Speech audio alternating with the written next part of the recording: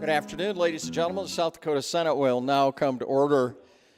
We are pleased to welcome Reverend Seth LaBounty with the First United Methodist Church to pray for and with and over us on behalf of the Pierre and Fort Pierre Ministerium. And Grace Bakken of Ipswich is our page of the day, leading us in the Pledge of Allegiance to our nation's flag. And we'd like to thank Carla, her mother, for allowing her to do this and encouraging it. And we will all be better for it.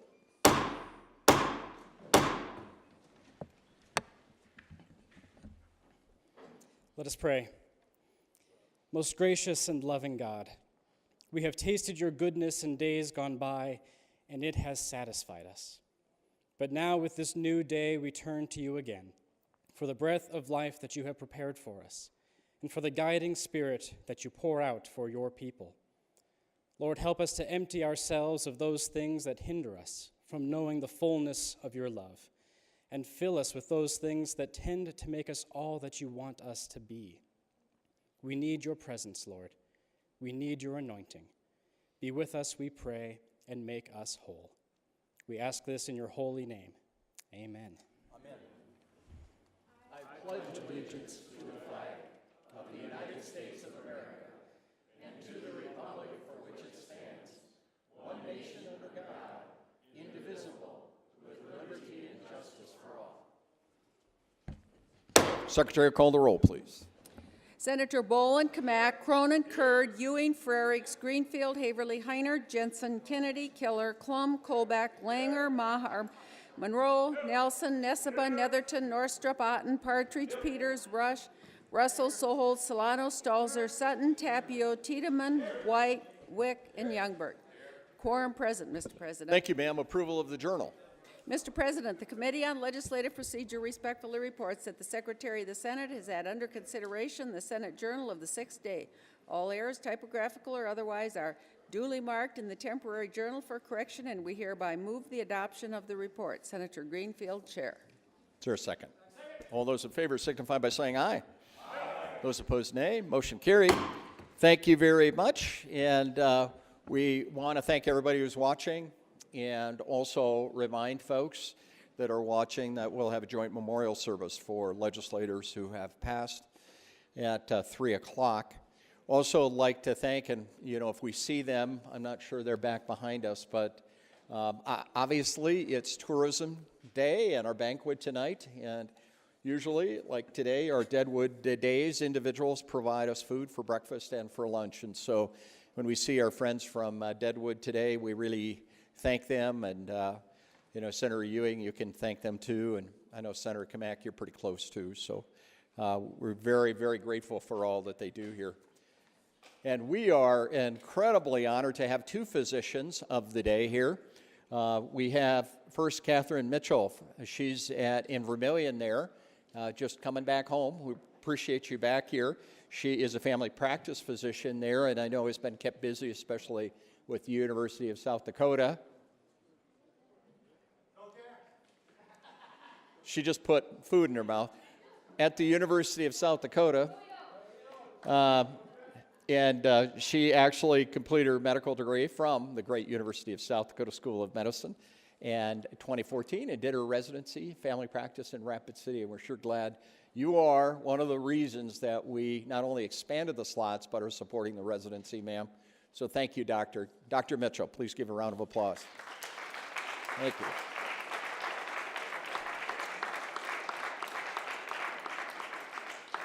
One of the leaders of rural medicine is Dr. Matt Owen. I've had the privilege of knowing him for over 20 years. Matt actually has worked through what was called AHEC and still is to some extent through the medical school, and also is trained more than 2,500 students in national disaster life support. Just received a publication in JAMA. He is a family practice physician in Redfield and community hospital there, but he completed his residency in 1998, and via the rural training track, he was one of the initial ones, but continues to have people on the rural track, but more importantly, truly is a national leader in life support training. This article he recently co-authored is published by Cambridge Press in the Journal of Disaster Medicine and Public Health Preparedness, and is a well-known individual that we are involved in our community preparedness for healthcare as well as disasters around the nation. And even more importantly, he continues to educate young people, and a number of co-authors were fourth-year medical students, and one that Dr. Owen is recruiting back and has already agreed to go back after his residency to the great city of Redfield. Matt, always great to see you. Thank you for your leadership.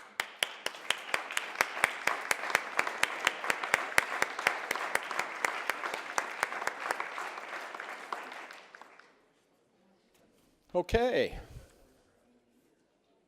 Personal privilege. Personal privilege. Thank you, Senator sir. Klum.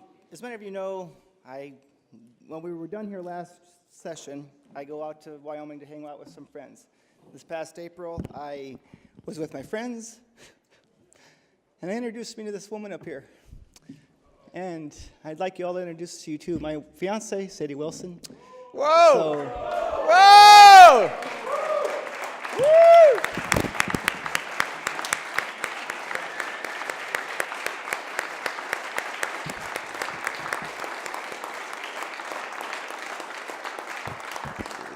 So it happened quite fast. Met in April, dated in July, engaged in November. So married in June of 18. So thank you. Yeah, I'm sorry, I couldn't hear first name. Sadie. Sadie. Okay, great. Sadie, it looks like you're going to need Dr. Kurd's assistance with the carpal tunnel syndrome you're going to get from that major rock on your hand. Congratulations to both of you. It's really a true blessing. Senator Netherton, who's there kind of cramping your style there? She's right next to you. We miss you, Em. Thank you. Well, as you know, maybe the House has lost my father. My dad, Don Hager, is here today, but I think the Senate has gained a couple more fans by that, because my sister Emma is right here, and my mom, Michelle, is up in the gallery, and I'm lucky to have them back with me in the Senate.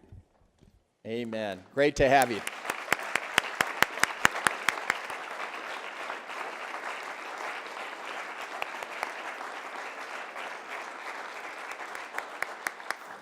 Where's your camera, Emma?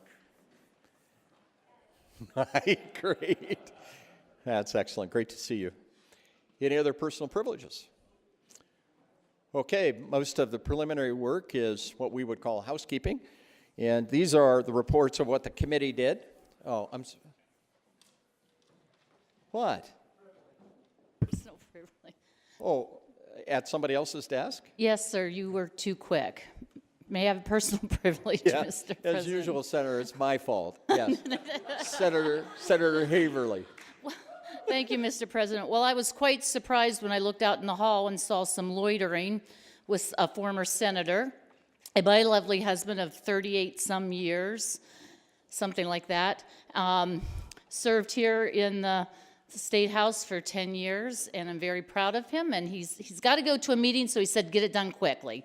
So please welcome my husband, Jeff Haverly. Jeff, we'll try it. His name is Jeff Haverly.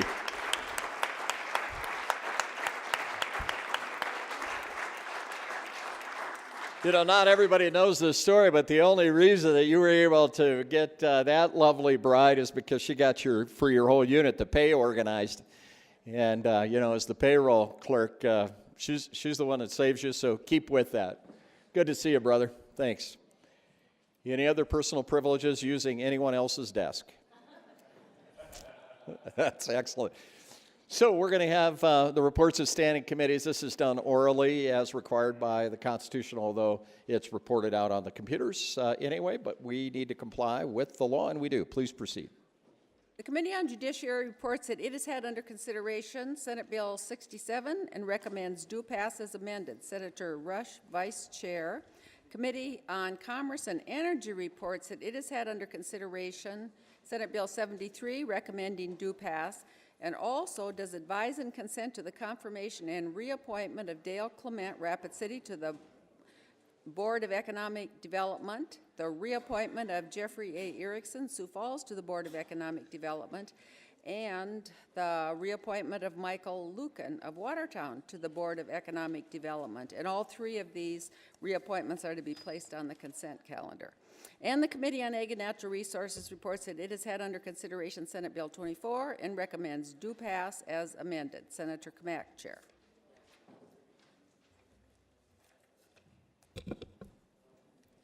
Messages, please. Mr. President, I have the honor to inform your honorable body that the House has adopted the report of the Joint Select Committee relative to the joint rules for the two houses for the 93rd legislative session. And I have the honor to transmit House Bills 1019, 1020, 1021, 1026, 1035, 1037, 1048, 1049, and 1068, which have passed the House and your favorable consideration is requested.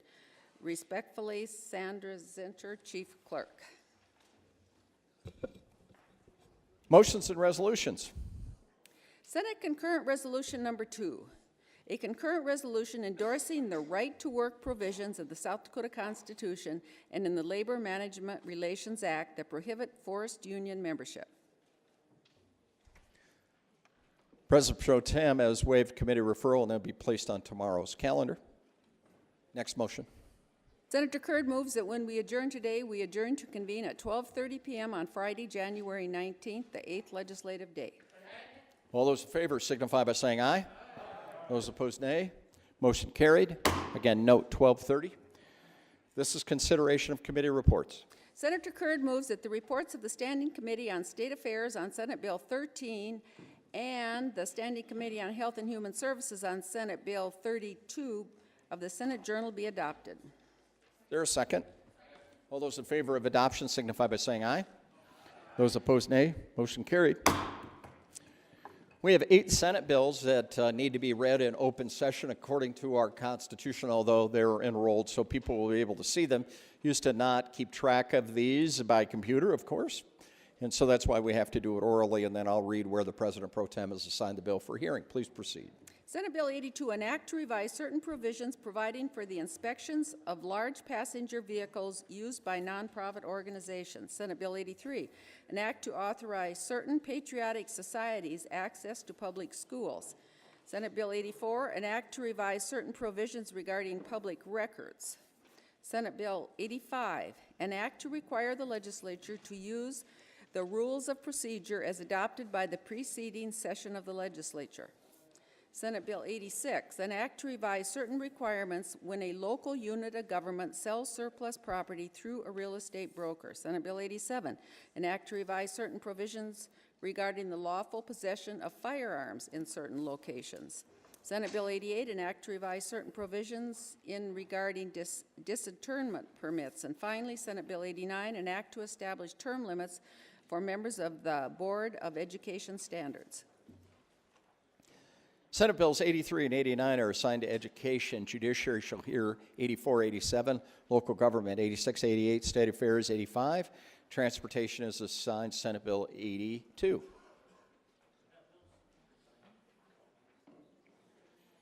First reading of House bills, same drill. House Bill 1019, an act to revise certain provisions regarding background checks for physicians and to declare an emergency. 1020, an act to revise certain provisions and regulations regarding medical assistance. 1021, an act to revise certain provisions related to the practice of podiatry and to authorize certain fee increases. 1026, an act to revise certain educational requirements pertaining to the practice of cosmetology. 1035, an act to repeal certain provisions and regulations related to labeling requirements for feed. 1037, an act to revise certain provisions regarding the South Dakota State Fair. 1048, an act to revise certain provisions referring to the statements on auditing standards utilized by the Department of Revenue. 1049, an act to revise certain references to the Internal Revenue Code. And finally, 1068, an act to revise certain provisions regarding the collection of motor fuel tax from interstate fuel users.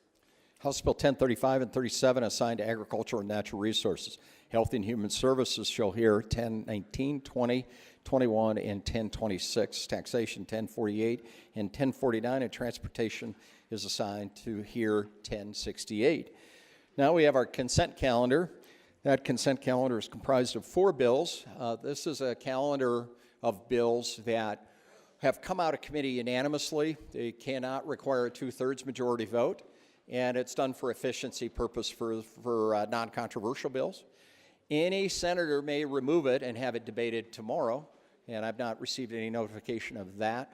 Questions may be asked relative to the sponsors of the bills, but as an efficiency point, it is non-debatable.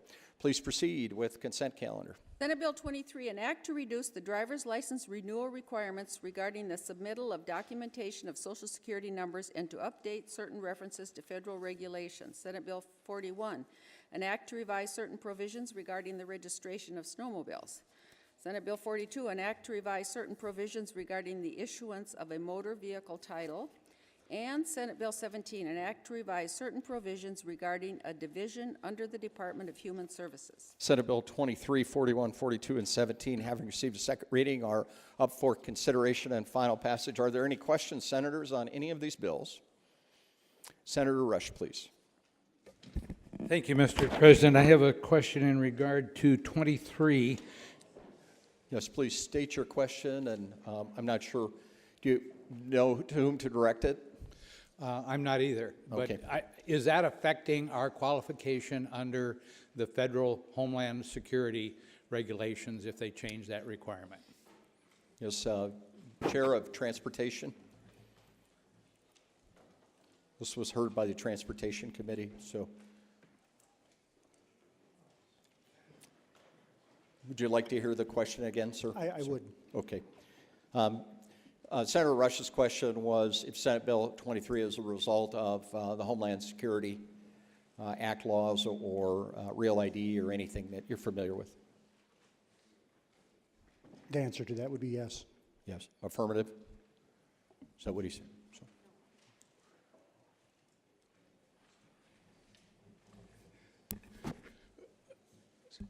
I guess, Mr. Yes, sir. Chairman. Please state your question. Homeland Security Act requires us to have certain Social Security and identification information in order to issue our licenses. Does this adversely impact our ability to have a Homeland Security qualified driver's license? Senator? Okay, I'm back. All things are now functioning. I had to grab the wrong slide out of the door. Aye, aye. Aye, aye. All this amounts to is when an individual goes to get his driver's license, they will give that Social Security number to the department. We won't have to do that again in the future. It's already been filed once, and we'll go from there. So it's a process of not having to file it again. So it's part of the Real ID Act when once we all, and we've got the star on our license, that we don't have to resubmit. Fair? Senator Killer, question? Thank you, Mr. President. And yes, a question. Does this apply, can tribal IDs be eligible for that certification as well? Anybody wish to?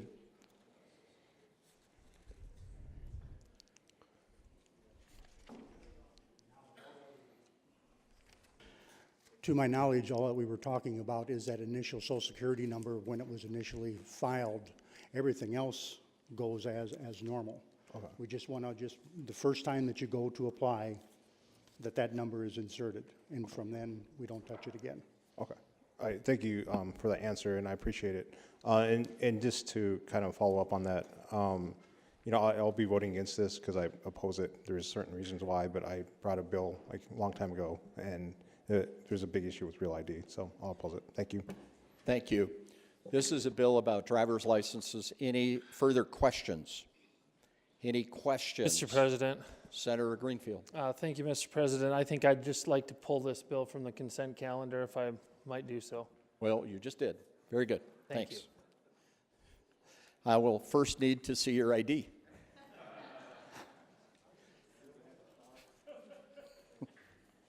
Thank you, Senator Monroe. I can always count on you. Okay, that has been removed, just as I had explained. And so any questions then on 41, 42, or 17? Hearing none, the question before the Senate is final passage of Senate Bills 41, 42, and 17. Those in favor will vote aye. Those opposed, nay. Madam Secretary, please call the roll. Senator Bolin? Aye. Kamak? Aye. Cronin? Aye. Kurd? Aye. Ewing? Aye. Frerichs? Aye. Greenfield? Aye. Haverly? Aye. Heinert? Aye. Jensen? Aye. Kennedy? Aye. Killer? Aye. Klum? Aye. Kolbeck? Aye. Langer? Aye. Maher?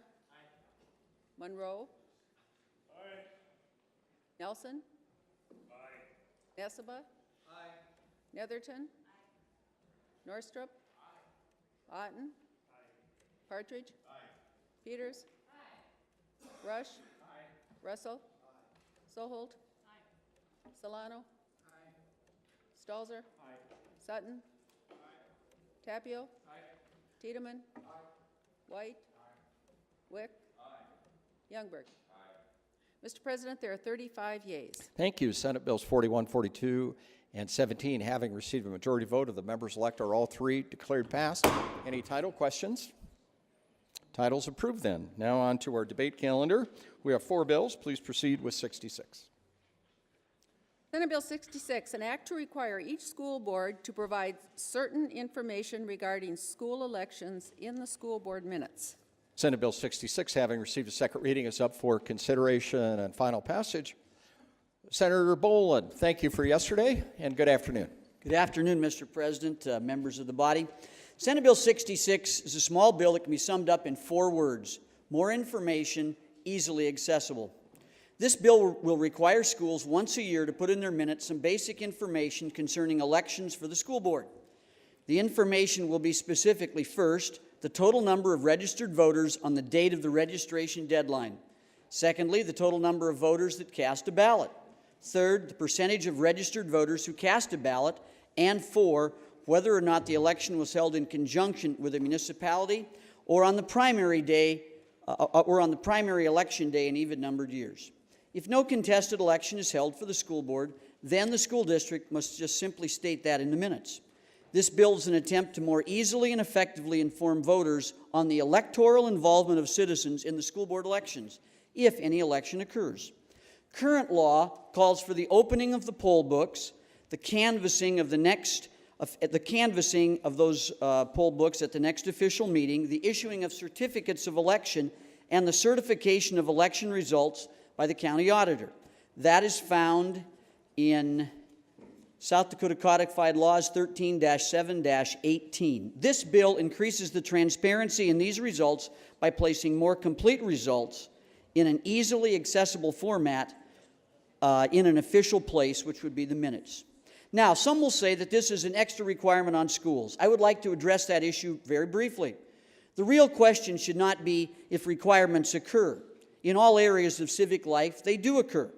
All governments, in certain instances, mandate actions. That is the nature of government from one level to another. The genuine question should be how onerous and demanding is any requirement placed upon another level of government. Again, real question should be how onerous and demanding is any requirement placed upon another level of government. We legitimately mandate what classes are taught, the qualifications of teachers, the licensing of school bus drivers, and a host of things. No one can say that Senate Bill 66 is a difficult and overwhelming obligation. It is a simple thing once a year, requiring perhaps 15 minutes of work that will better inform the public of the involvement of voters in the electoral process. This data is currently not available in an easily accessible format. I believe that it should be, and that it should be placed in the official minutes. This bill is supported by the South Dakota Newspaper Association, which works for more openness and transparency in our government. I would urge you to support it as well. It's a small step in the right direction, again, of more information that is easily accessible. Thank you for your time. Thank you, Senator Boland. Further remarks? Senator Heinert. Matakupi. Mitakupi, Mr. President. Well, I'm sure you saw in your caucus notes that there was some nay votes. And I was one of those nay votes. Maybe I was the only one, I can't remember. But I don't see this bill as doing anything. When you have a school board election, obviously your local paper and your local school district posts their results of who won. I think this could be used to kind of muddy the waters. So maybe you passed a bond, or you hired somebody, you did something, and now when these come out and it says, well, this is how many people are registered to vote, and only this many voted. So is this really a mandate? Do we really have to do this? The election is +1, whether it passes or fails. And I think this could be used. We know that school board elections are notoriously low turnout. This doesn't do anything to address low voter turnout. I just don't see this as necessary. This information is already out there, and it's unneeded. Pilamea Apollo. Pilamea. Further remarks? Hearing none, the question before the Senate is final passage of Senate Bill 66. Those in favor will vote aye. Those opposed, nay. Madam Secretary, please call the roll. Senator Boland? Aye. Kamak? Aye. Cronin? Aye. Kurd? Aye. Ewing? Aye. Frerichs? No.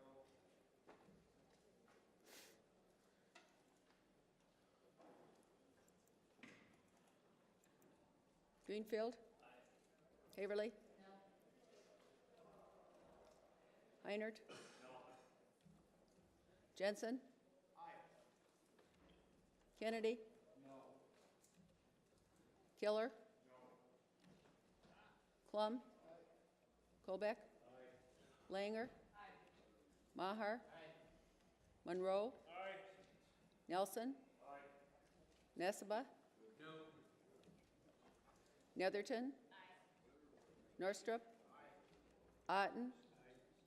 Partridge? No. Peters? Aye. Rush? Aye. Russell? Aye. Soholt? No. Solano? No. Stalzer? Aye. Sutton? No. Tapio? Aye. Tiedemann? Aye. White? No. Wick? Aye. Youngberg? Mr. President, there are 24 yeas, 11 nays. Senate Bill 66, having received a majority vote of the members-elect, is hereby declared passed. Any title questions? Titles approved then.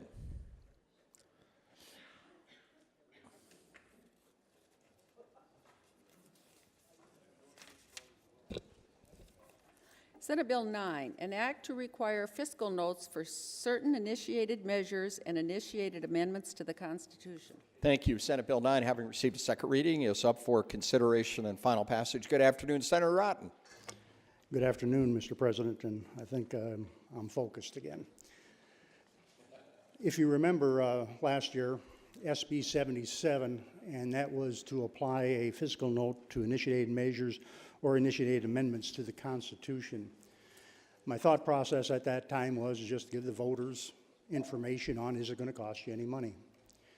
What had happened is, because of the date that that comes into statutory law, any initiatives taken out before that moment in time, so July 1, anything before that time would not have a physical note to it. Anything after that would have a physical note on it. So in this election cycle, we could end up with whatever the amount is, 9, 10 initiated measures. You're going to have a group of them there that has a physical note on it, and then you're going to have some that will not have a physical note on it. I merely just don't want the voters to be looking at that going, well, there's information on all these other ones. Why isn't there information on these other couple? Nothing nefarious, just a cleanup and an oversight on my end. Thank you. Thank you. Senator Nessebar, good afternoon, sir. Good afternoon, President. My first time speaking this session. I got to serve on the summer task force with the good senator from Lincoln County. I do stand just to ask a question of the sponsor, if I may. Thank you, sir. Please state your question. Do we know how many of these this bill would apply to? How many initiated measures are now at the Secretary of State's office but don't have a fiscal note attached to them? Senator Rotten, do you care to answer the question? At this moment, there is one. Senator Nessebar, you have the floor. Thank you for that clarification. Do you happen to know which one it is? Senator Rotten, do you care to answer the question?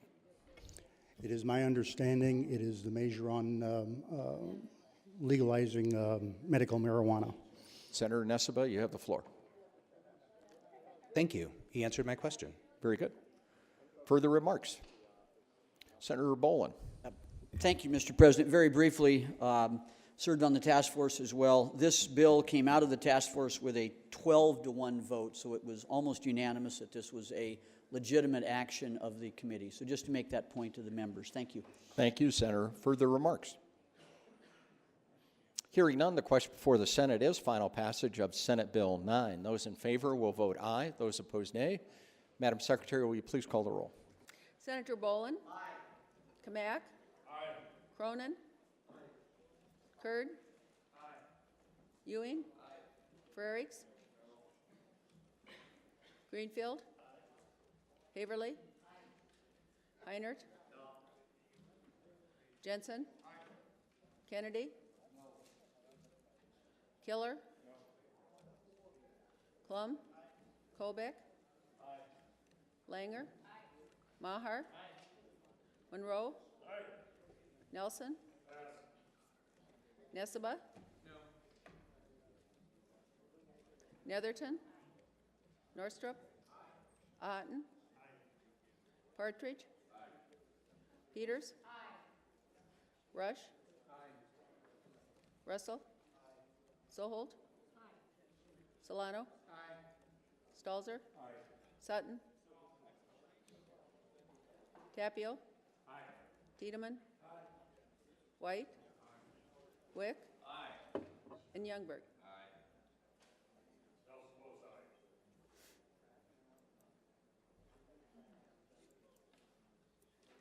Mr. President, there are 29 yeas, 6 nays. Senate Bill 9, having received a majority vote of the members elect, is hereby declared passed. Any questions on the title? Title's approved then. Thank you.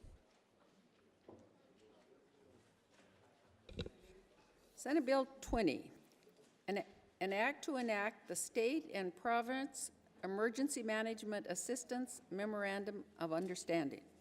Senate Bill 20, having received a second reading, is up for consideration and final passage. Good afternoon, Grandma. Well, good afternoon. Thank you, Mr. President. Senate Bill 20 comes to us from the Department of Public Safety and Emergency Management.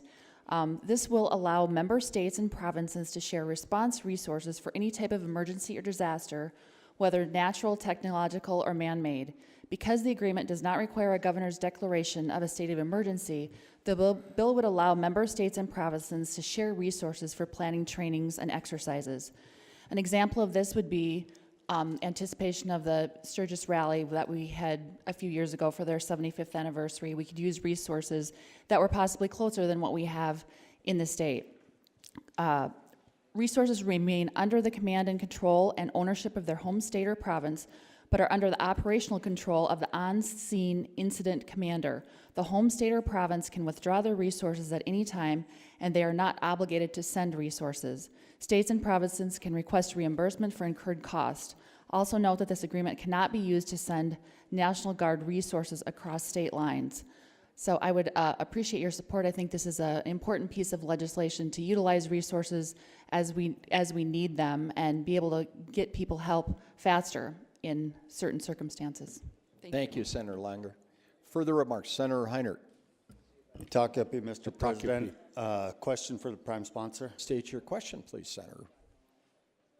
Senator, how do you see this working with a foreign government in Canada? If we were to send people up there, who's going to be responsible for our troops?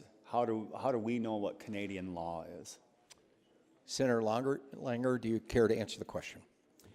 We would not be sending troops, is my understanding. It's not a National Guard. It would be law enforcement. Excuse me, Mr. President, our officers. Yes. I think that's the incident commander would oversee that, and I think the compact has very specific rules for that. Senator Heinert, you have the floor. Well, I guess I have some serious issues with this. I passed out just a little while ago, and I apologize that the picture is black and white. I do have a color copy if anybody would like to see it. But please let me explain what you're looking at. The two circles that you can kind of see, those are South Dakota officers on Corps of Engineer land, and one of them is jabbing a baton into a South Dakota resident in North Dakota. Now, I think we should take great pause before we enter into things like this. I've worked with public safety.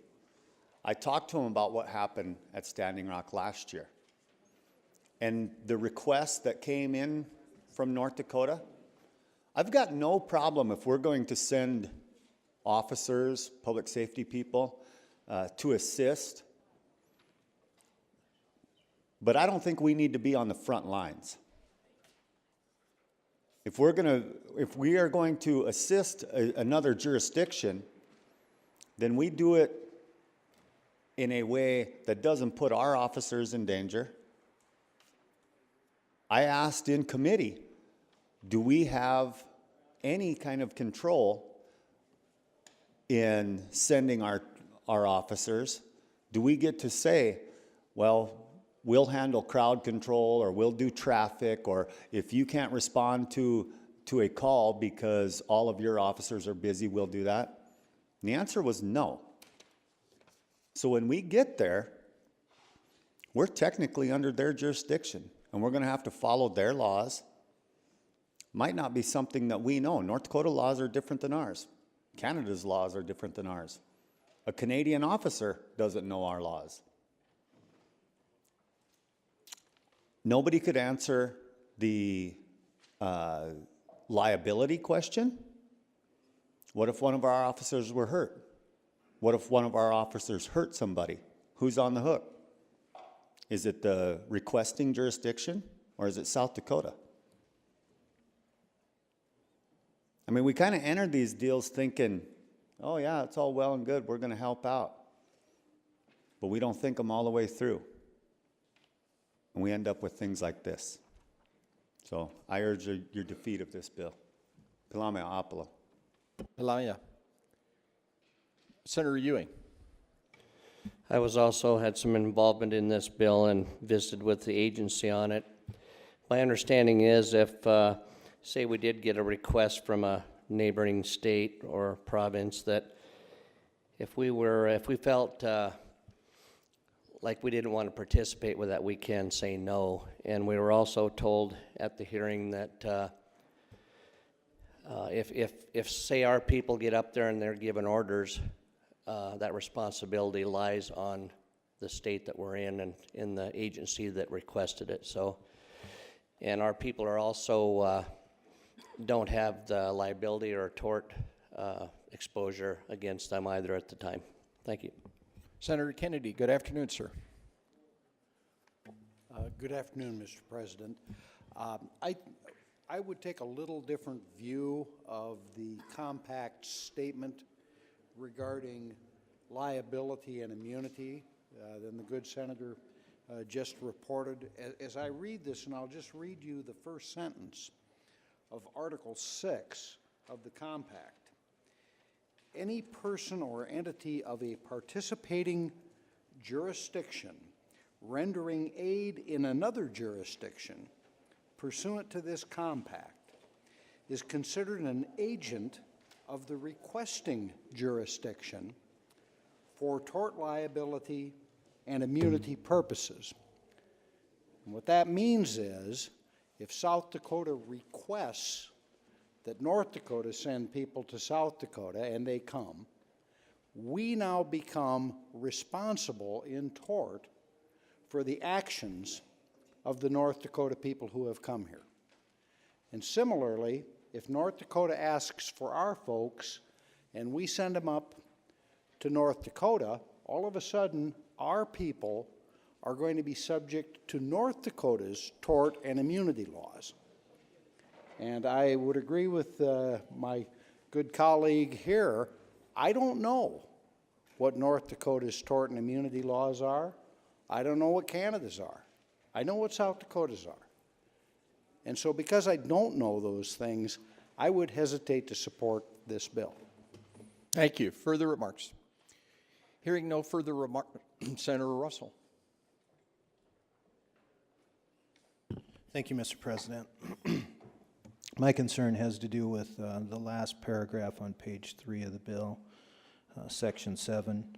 Provide to the extent authorized by law for the temporary suspension of any statutes or ordinances that impede the implementation of responsibilities described in this section. Now, I can't say that I've fully digested what that means in regard to this particular compact, but my concern is that what we may be dealing with is some kind of a potential unconstitutional delegation of our authority to an entity that also has Canadian provinces as members. I was very uncomfortable last year with, I believe it was Senate Bill 176, that I thought was entirely an overreach, and it bore out that way. The governor finally gave up on it for the most part, and of course we didn't have the parade of horribles that were trotted out in order to get it passed. But from my perspective, I certainly understand the way in which we want to address certain things and that we want to be proactive, and I commend the sponsors for doing what they've done here. However, that one particular paragraph does leave me with some concern about us abdicating our responsibilities in our system by allowing for the temporary suspension of statutes that we pass here and have on our books. I don't know that that is a proper provision for us to enter into in the long term. And so with that, I will be opposing this particular piece of legislation. Thank you. Senator Nelson. Thank you, sir. Question for whomever may have the corporate knowledge to answer it. What's the difference between a compact and a treaty? Since this is dealing with a foreign country, which is Canada, does this violate the U.S. Constitution, which indicates such agreements are to be made by Congress and the President? What's the difference between a compact and a treaty? Senator Langer. It does contain language of the joint resolution of Congress. And through research, they determined that this language was the cleanest way to put it into state law. So it's a treaty that was passed in order to help states utilize each other's resources, including training exercises and that sort of when any situation could arise. Senator Nelson, you have the floor, sir. That answers my question. Thanks, sir. Very good, sir. Thanks. Further remarks? Hearing none, the question before the Senate is final passage of Senate Bill 20. Those in favor will vote aye. Those opposed, nay. Madam Secretary, please call the roll. Senator Bolin? Aye. Kamak? Aye. Cronin? Aye. Kurd? Aye.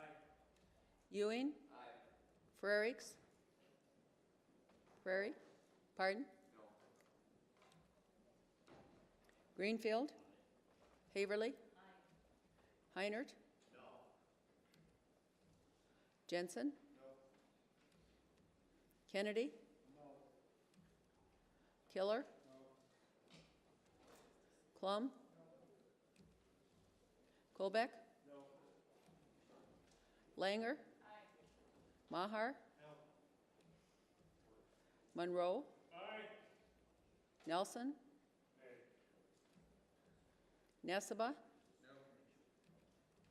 Netherton? Aye. Norstrup? Aye. Otten? No. Partridge? Aye. Peters? Aye. Rush? Aye. Russell? No. Soholt? Aye. Solano? Aye. Stalzer? Aye. Sutton? No. Tapio? Aye. Tiedemann? Aye. White? Aye. Wick? Aye. Youngberg? Mr. President, there are 22 yeas, 13 nays. Senate Bill 20, having received a majority vote of the members elect, is hereby declared passed. Any questions on the title? Title is approved. Last bill, please. An act to revise the administrative rulemaking authority for the Department of Human Services. Thank you. Senate Bill 60, having received a second reading, is up for consideration and final passage. Senator Rush, welcome back, sir. Thank you, Mr. President. This bill arises because, as a result of Executive Reorganization Order 2017-1, the Division of Adult Services and Aging was transferred from the Department of Social Services to the Department of Human Services. And the existing statutory authority to make rules and regulations pertaining to the Division of Adult Services and Aging was still left with the Department of Social Services. So we need to change that to give the Department of Human Services the authority to make those regulations to carry out the actions of the Division of Adult Services and Aging. Some of the concerns we heard in committee were that, number one, this gave the agency unlimited power to make regulations. I guess I just wanted to remind everyone about what the procedure is for the adoption of regulations, that the regulations have to be noticed, they have to have a hearing about that, they have to be adopted by the agency, and then they come before the Legislative Rules Committee for their approval. So there are a number of opportunities to object to rules that are made by the agency, including by the members of the Legislative Rules Committee. But the other concern that we heard was that there was concern that, in fact, this would give the Department of Human Services the right to intrude into private homes. I don't think that that's realistic in light of the wording. You know, the provision 136A26 in lines 5 through 7 of page 1 of the bill, makes it clear that they can promulgate reasonable and necessary rules for the administration and operation of the programs for adults and elderly relating to the following areas. So, this is not a carte blanche or open-ended authorization for them to make rules and regulations for the department to be prying into private homes or the circumstances in private homes. There were questions about procedures where someone was taking care of an elderly person. And again, I don't think that this gives them a carte blanche to do that. It's under line 8 on page 1, only if pertaining to services that are being provided, and on line 8 of page 2 of the bill, if they're relating to payments. And it's clear that the Department of Human Services is responsible if they're providing services and if they're providing payments, and all that Senate Bill 60 is to allow them to make rules and regulations that pertain to them providing services or payments, and it does not go beyond that and give them open-ended authority to be providing in and invading private homes to investigate what's going on in the home. So I would urge everyone to support Senate Bill 60. Thank you. Further remarks? Hearing none, the question before the Senate is final passage of Senate Bill 60. Those in favor will vote aye. Those opposed, nay. Madam Secretary, please call the roll. Senator Boland? Aye. Kamak? Aye. Cronin? Aye. Kurd? Aye. Ewing? Aye. Frerichs? Aye. Greenfield? Aye. Haverly? Aye. Heinert? Heinert? Aye. Aye. Kennedy? Aye. Killer? Aye. Klum? Aye. Colbeck? Aye. Langer? Aye. Maher? Aye. Monroe? Aye. Nelson? Nesseba? Aye. Netherton? Aye. Norstrup? Aye. Otten? Aye. Partridge? Aye. Peters? Aye. Rush? Aye. Russell? No. Soholt? Aye. Solano? Aye. Stalzer? Aye. Sutton? Aye. Tapio? Aye. Tiedemann? Aye. White? Aye. Wick? Aye. Youngberg? Aye. Nelson? Aye. Mr. President, there are 33 yeas, 2 nays. Senate Bill 60, having received a majority vote of the members elect, is hereby declared passed. Questions on the title? Title's approved then. Announcements. Senator Boland. Thank you, Mr. President. Senate Education will finish its work for today at 4 o'clock in room 423. We have probably, I think, about 45 minutes left to go in the hearing of Mr. Kierkegaard. So after the memorial service, actually it's scheduled at 4 o'clock. Thank you. Thank you. Senator Kurd. Thank you, Mr. President. We had some confusion about whether the PUC briefing had changed its time and location, but I have it on the utmost authority that that will commence at 4 o'clock in room 412. PUC briefing for legislators, 4 o'clock, room 412 today. Thank you. Senator Rotten. Transportation, 8:30 tomorrow. Senator Ewing. Thank you, Mr. President. Senate State Affairs tomorrow morning, 4:14, 10 a.m. We got another 5 bills to do. Senator Monroe. Mr. President, Senate Taxation Committee tomorrow morning at 10 o'clock. Thank you. Senator Soholt. Thank you, Mr. President. Health and Human Services will not have a meeting tomorrow, and we'll have a full slate of bills on Monday. Excellent. Senator Langer. Thank you, Mr. President. No local government meeting tomorrow. We will meet Monday at 9 a.m. Very good. Senator Witt. Thank you, Mr. President. Your Joint Committee on Appropriations will meet tomorrow as a joint committee. We'll hear 7 bills starting at 8:30. Very good. Okay. Madam Secretary. Senator Cronin moves that the Senate do now adjourn. All those in favor signify by saying aye. Those opposed, nay. Motion carried. We are adjourned. Thank you.